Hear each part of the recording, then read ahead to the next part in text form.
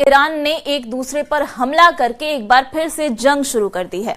हैरानी की बात तो यह है कि दोनों के बीच 60 दिन का सीज फायर चल रहा है, उसके बावजूद एक दूसरे पर हमले हो रहे हैं। इधर ईरान ने अमेरिका के साथ सीज फायर वार्ता फिलहाल रोक दी है। ईरानी न्यूज एजेंसी तस्नीम के मुताबिक तेहरान ने कहा है कि जब तक लेबनान में इजरायली हमले नहीं रुकते हैं तब तक कोई भी बातचीत नहीं होगी, अब सिर्फ बारूदी हमले होंगे।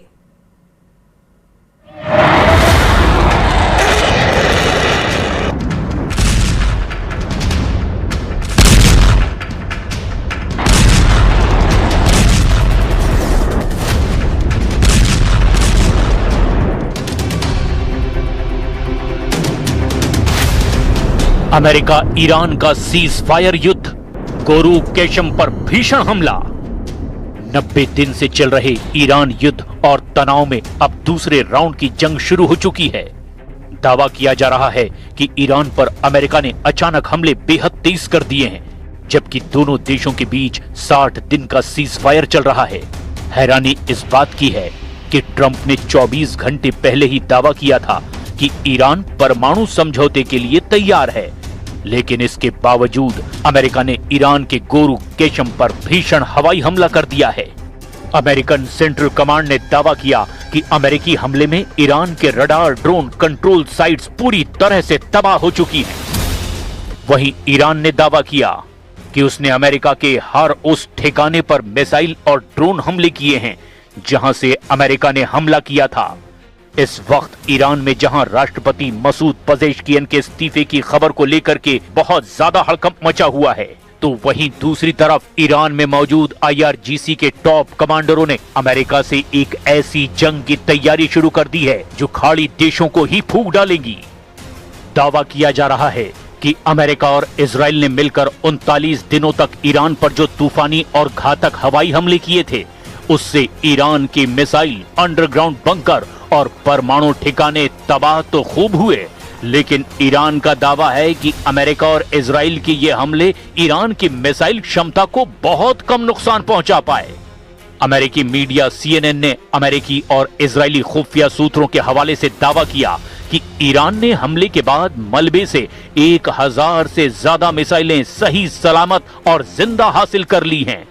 इस रिपोर्ट के मुताबिक अमेरिका और इजराइल जिस तरह से दावा कर रहे थे कि ईरान की सभी मिसाइलें तबाह हो चुकी है, वो दावे पूरी तरह से झूठे साबित हो रहे हैं।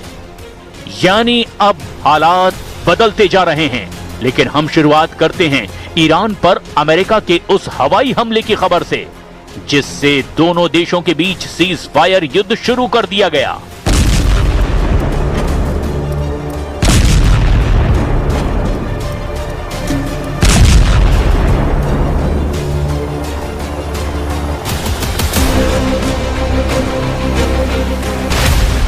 अमेरिका के हमले पर ईरान का डबल हमला। 60 दिन के सीज फायर के बीच अमेरिका और ईरान ने एक दूसरे पर भयंकर हमले फिर से शुरू कर दिए हैं। दोनों ने ही दावा किया कि उनके हमले बेहद सफल और सटीक साबित हुए हैं। सबसे पहले हम आपको ईरान पर हुए अमेरिकी हमले के बारे में बताते हैं। अमेरिकी दावों के मुताबिक यह हमला ईरान के दक्षिणी तटीय क्षेत्र और खाड़ी क्षेत्र की अंतरराष्ट्रीय समुद्री मार्ग पर हुआ, जहां पर ईरान के सैन्य ठिकाने मौजूद थे। अमेरिकी सेना के मुताबिक ईरान ने अंतरराष्ट्रीय जल क्षेत्र के ऊपर उड़ रहे अमेरिका के एक MQ-1 रीपर ड्रोन को मार गिराया था। इसी उकसावे की कार्रवाई के जवाब में अमेरिका ने तुरंत हमले शुरू कर दिए। अमेरिकी वायुसेना और नौसेना ने ईरान पर हमला करने के लिए एडवांस लड़ाकू विमानों से ईरानी ठिकानों को निशाना बनाया। दावों के मुताबिक ईरान के गोरू केशम पर अमेरिका के भीषण हमले हुए हैं। अमेरिका ने दावा किया कि ईरान के रडार, ड्रोन, कंट्रोल साइट्स तबाह हो गए हैं। ईरानी एयर डिफेंस सिस्टम और रडार को नष्ट करने के लिए हवा से जमीन पर मार करने वाली सटीक गाइडेड मिसाइलों का इस्तेमाल किया गया। जमीन पर ही मौजूद ईरान के 2 आत्मघाती ड्रोनों को उड़ने से पहले ही नष्ट कर दिया गया, जो हॉर्मुज से गुजरने वाले जहाजों के लिए खतरा बने हुए थे। آن میدان مبارزه دیپلماسی هیچ اعتمادی به حرفها و وعده‌های دشمن ندارند، آنچه برای ما ملاک است دستاوردهای عینی است که باید کسب کنید تا در مقابل آن دست به انجام تعهدات خود بزنیم و تا اطمینان پیدا نکنیم که حقوق ملت ایران را گرفته ایم هیچ توافقی را تأیید نخواهیم کرد.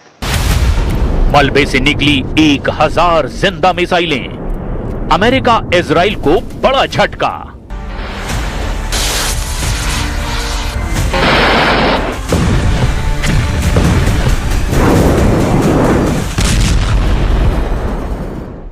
अमेरिकी मीडिया CNN के नए दावों से साबित हो गया कि ईरान पर लगभग 40 दिन तक हुए अमेरिका और इजराइल के अंधाधुंध हमले काफी हद तक नाकाम साबित हुए हैं, क्योंकि दावा किया जा रहा है ईरान के मिसाइल बंकर, अंडरग्राउंड मिसाइल सुरंगें और ईरान की ड्रोन फैक्ट्रियां पूरी तरह से नष्ट हुई हैं।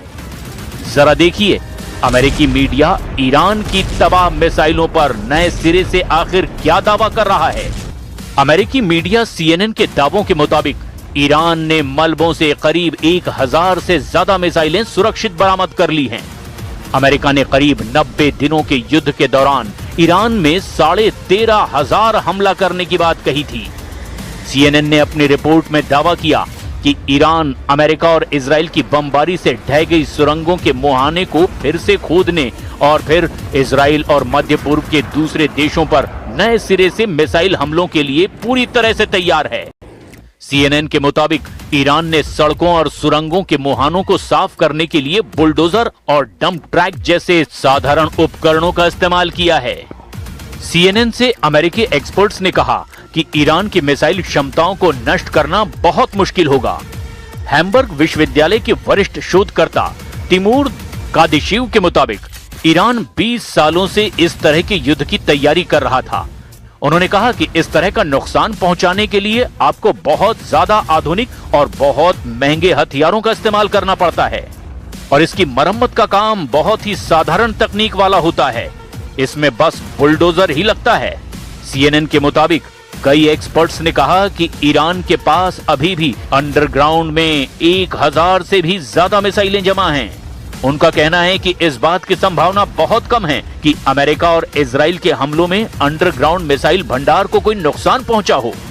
CNN ने अमेरिका के एक अधिकारी के बिना नाम की पहचान किए कहा, अमेरिका और इजराइल के हमलों में जो नुकसान हुआ है, ईरान ने बहुत हद तक इस युद्ध विराम में उसकी भरपाई कर ली है।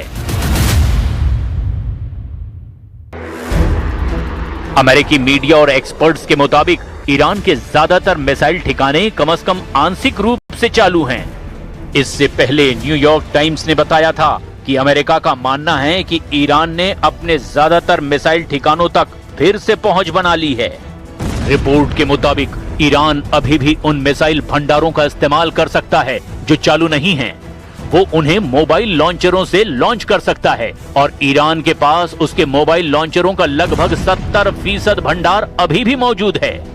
रिपोर्ट में अमेरिकी सैन्य एजेंसियों का भी हवाला दिया गया है, जिन्होंने दावा किया कि ईरान की 90% भूमिगत मिसाइल सुविधाएं कम से कम आंशिक रूप से तो चालू ही हैं।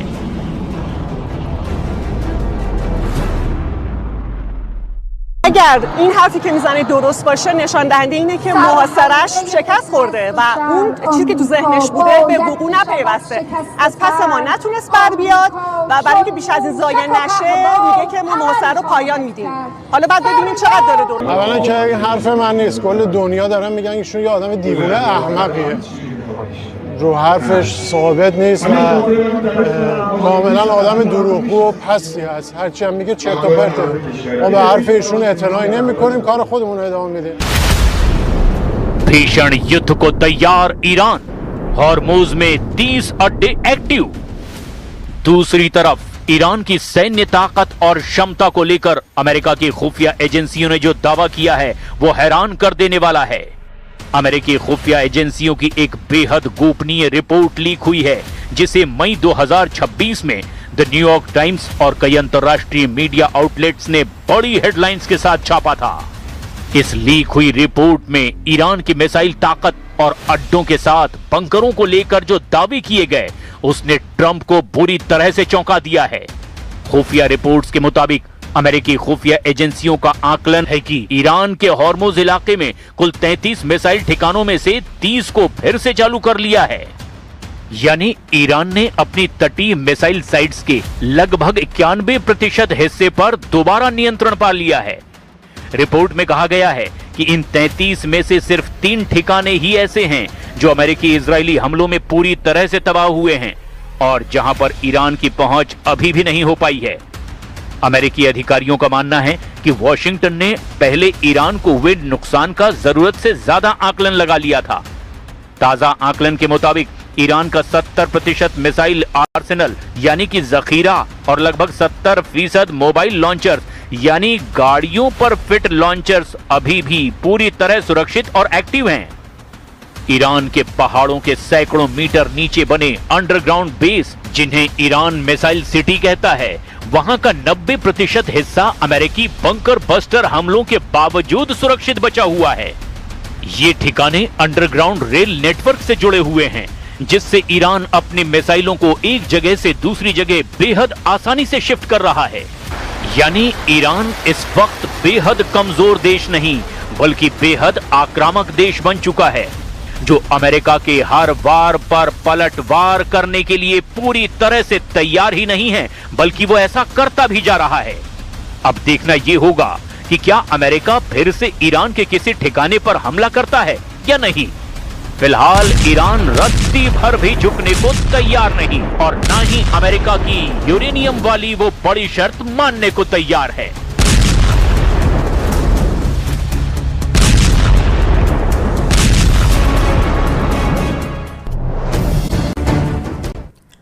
पंचानवे दिन से चल रहे ईरान युद्ध और तनाव में अब दूसरे राउंड की जंग शुरू हो चुकी है और दावा है कि अमेरिका ने अचानक हमले को बेहद तेज कर दिया है, जबकि दोनों देशों के बीच 60 दिन का सीज फायर चल रहा था। और हैरानी इस बात की है कि ट्रंप ने 24 घंटे पहले ही दावा किया था कि ईरान परमाणु समझौते के लिए तैयार है, लेकिन उसके बावजूद अमेरिका ने ईरान के गोरू केशम में भीषण हवाई हमला किया है। अमेरिकन सेंट्रल कमांड ने दावा किया है कि अमेरिकी हमले में ईरान के रडार, ड्रोन कंट्रोल साइट्स पूरी तरीके से तबाह हो चुकी हैं। तो वहीं ईरान ने दावा किया है कि उसने अमेरिका के हर उस ठिकाने पर मिसाइल और ड्रोन हमले किए हैं जहां से अमेरिका ने हमला किया था। इस वक्त ईरान में जहां राष्ट्रपति मसूद पेजेश्कियन के इस्तीफा की खबर को लेकर गदर मचा हुआ है, तो वहीं दूसरी तरफ ईरान में मौजूद IRGC के टॉप कमांडरों ने अमेरिका से एक ऐसी जंग की तैयारी शुरू कर दी है जो कि खाड़ी देशों को फूंक डालेंगे। दावा किया जा रहा है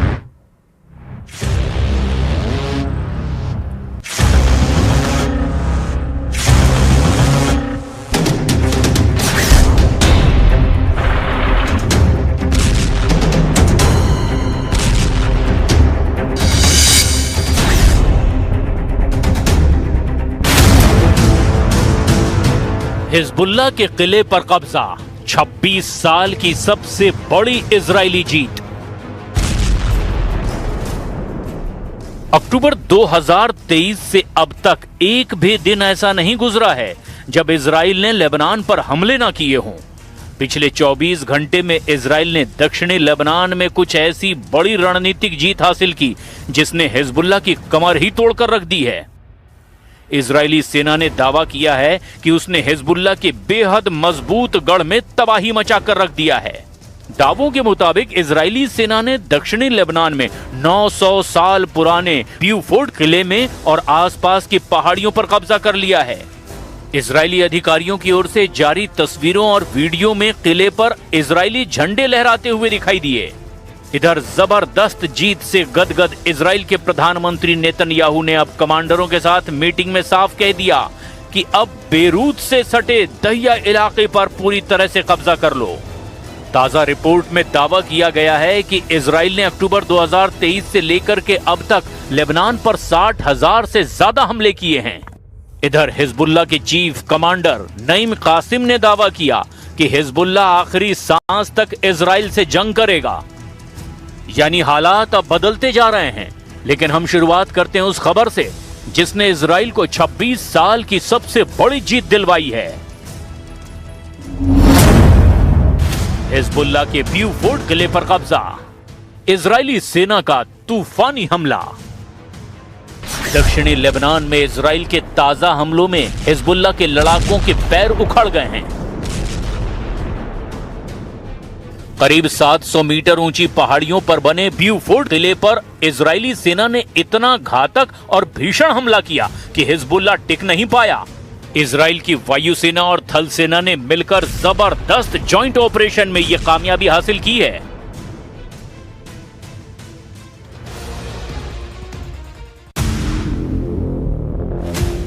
नेतन्याहू का नया आदेश, अब दहिया पर करो कब्जा। इजराइल के इस कदम के बाद दक्षिण लेबनान के बड़े हिस्से को कॉम्बैट जोन घोषित कर दिया गया है। फ्रांस और ब्रिटेन समेत कई यूरोपीय देशों ने इस सैन्य कार्रवाई और कब्जे की कड़ी निंदा की है, लेकिन नेतन्याहू के तेवर हिजबुल्लाह पर हमले को लेकर अब और ज्यादा खतरनाक हो चुके हैं। दावों के मुताबिक इजरायली प्रधानमंत्री बेंजामिन नेतन्याहू और रक्षा मंत्री इजराइल काट्ज ने आईडीएफ को हिजबुल्लाह के मुख्य गढ़ बेरूत के दक्षिणी उपनगर दहिया पर अब भीषण हवाई हमले फिर से शुरू करने के सीधे आदेश जारी कर दिए हैं। इजराइल की ओर से दहिये में मौजूद हिजबुल्लाह के ठिकानों को खाली करने की आधिकारिक चेतावनी मिलने के बस चंद मिनट के भीतर ही पूरे इलाके की सड़कों पर गाड़ियों का हुजूम उमड़ पड़ा। हजारों लोग बेरूत से उत्तर की ओर भाग रहे हैं। ब्यूफोर्ट किले पर कब्जे को नेतन्याहू ने एक नाटकीय मोड़ बताया है। उन्होंने नया निर्देश जारी करते हुए कहा, अब मेरा आदेश उन सभी जगहों पर पकड़ को और गहरा और विस्तारित करना है जो पहले हिजबुल्लाह के नियंत्रण में थी। अमेरिकी खुफिया इनपुट के मुताबिक वॉशिंगटन ने ईरान के साथ चल रही परमाणु वार्ता में रियायत के तौर पर इजराइल को बेरूत पर हमला करने से रोक रखा है, लेकिन वार्ता में देरी और हिजबुल्लाह के बढ़ते हमलों के बाद अमेरिका ने इजराइल के दहिये पर दोबारा हमले का ग्रीन सिग्नल दे दिया है। आईडीएफ ने पुष्टि की है कि उसके सैनिकों ने लितानी नदी के पार जाकर वाडी अल सलूकी के इलाकों पर कब्जा कर लिया है। इजरायली वायुसेना ने दक्षिणी तटीय शहर टायर पर अब तक के सबसे हिंसक हवाई हमले किए हैं, जिसमें कई बहुमंजिला इमारतें अब पूरी तरह जमींदोज हो चुकी हैं। लेबनानी पीएम नवाज सलाम ने इजराइल पर हमलों की पूर्ण तबाही की नीति अपनाने का आरोप लगाया। יחד עם שר הביטחון הנחיתי את צה"ל לתקוף מטרות טרור בביירות. לא יהיה מצב שחיזבאללה תוקף את ערינו ואת אזרחינו, ומפקדות הטרור שלו בביירות, בדחיה, יישארו מחוץ לתחום. هلا طالع على طرابلس عند الكرام اهل طرابلس. संघर्ष विराम की घोषणा के बाद से अब तक इजरायली हमलों में लेबनान के भीतर 800 से ज्यादा लोग मारे जा चुके हैं। वहीं पिछले 24 घंटे में हुई बमबारी के बाद ये आंकड़ा 900 को पार कर चुका है। आज सुबह नबाती के पास एक सीरियाई नागरिक समेत 6 लोगों की मौत की पुष्टि हुई है। 30 दिन में हिजबुल्लाह पर 4,500 हमले, आधे लेबनान पर कब्जे की तैयारी। लेबनान और इजराइल के बीच चल रहा ये युद्ध इस सदी के सबसे विनाशकारी और भीषण सैन्य टकरावों में बदल चुका है। ग्राउंड रिपोर्ट्स के मुताबिक अब तक दक्षिणी लेबनान में 600 वर्ग किलोमीटर इलाके पर कब्जा कर चुका है, लेकिन अभी भी इजराइल को लगता है कि ईरान का प्रॉक्सी हिजबुल्लाह बेहद खतरनाक बना हुआ है, क्योंकि हिजबुल्लाह के हमले की ताकत अभी बहुत ज्यादा कमजोर नहीं पड़ी है। इसीलिए उस पर भयंकर हमले इजराइल की तरफ से किए जा रहे हैं। मई 2026 के दौरान इजरायली वायुसेना और आर्टिलरी ने लेबनान में हिजबुल्लाह के ठिकानों पर जबरदस्त हमलों की तीव्रता को अपने चरम पर पहुंचा दिया। जरा ये आंकड़े देखिए। अकेले पिछले 30 दिनों में इजराइल ने लेबनान के भीतर 4,500 से ज्यादा हवाई और तोपों से हमले किए। इजराइल औसतन हर दिन 130 से 150 ठिकानों को निशाना बना रहा है। इसमें हिजबुल्लाह के हथियार डिपो, बंकर, कमांड सेंटर और रॉकेट लॉन्चिंग पैड भी शामिल हैं। इजराइल का मकसद लेबनान की जमीन पर स्थायी कब्जा करना नहीं, बल्कि लिटानी नदी के दक्षिण में एक बफर जोन बनाना है, ताकि उत्तरी इजराइल के नागरिक सुरक्षित अपने घरों को लौट सकें।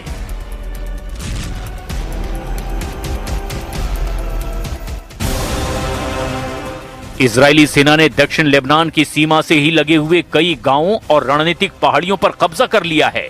ये इलाका ब्लू लाइन से लगभग 5 से 8 किलोमीटर अंदर तक फैला हुआ है। इजरायली सेना ने इस पूरे अग्रिम क्षेत्र को हिजबुल्लाह की सुरंगों और चौकियों से मुक्त कराने के लिए पूरी तरह क्लियर कर दिया है। इस वक्त इजराइल लेबनान में कहां-कहां सबसे ज्यादा हमले कर रहा है, जरा वो भी जान लीजिए। इजराइल ने लेबनान को 3 मुख्य जोन में बांटकर भीषण बमबारी जारी रखी है। दक्षिण लेबनान के नबाती, टायर और बिन जबेल इन इलाकों में हिजबुल्लाह की अग्रिम रक्षा पंक्तियों और मिसाइल लॉन्च पैड पर हमले हो रहे हैं। बेका घाटी, पूर्वी लेबनान का ये इलाका हिजबुल्लाह का मुख्य लॉजिस्टिक और मिसाइल स्टोरेज हब है। यहां हमले हो रहे हैं। बालबेक शहर और उसके आसपास के सीरियाई सीमा से सटे इलाकों पर सबसे भारी हवाई हमले किए जा रहे हैं ताकि हथियारों की सप्लाई रोकी जा सके। लेबनान की राजधानी बेरूत का दक्षिणी उपनगर दाहिया, जिसे हिजबुल्लाह का राजनीतिक और सैन्य कमान केंद्र माना जाता है, यहां इजराइल के भयंकर हमले होने जा रहे हैं। ממשיכים להעמיק את הפעילות שלנו בשטח בדרום לבנון, מחסלים מעוזי חיזבאללה במנוסה. אנחנו נחושים להחזיר את הביטחון לתושבי הצפון, בדיוק כפי שעשינו לתושבי הדרום. 2023 से अब तक हिजबुल्लाह पर 60,000 इजरायली हमले। हिजबुल्लाह के सटीक ड्रोन हमलों के कारण संघर्ष विराम के बाद से मरने वाले इजरायली सैनिकों की संख्या बढ़कर के लगभग 20 हो गई है, जिससे इजरायली सेना के भीतर गुस्सा और दबाव बढ़ता जा रहा है।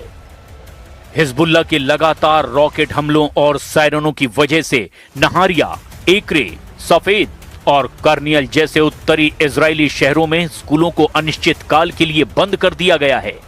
साल 2023 से अब तक हिजबुल्लाह पर हजारों हमले इजराइल कर चुका है, लेकिन वो काबू में पूरी तरह से नहीं आ रहा।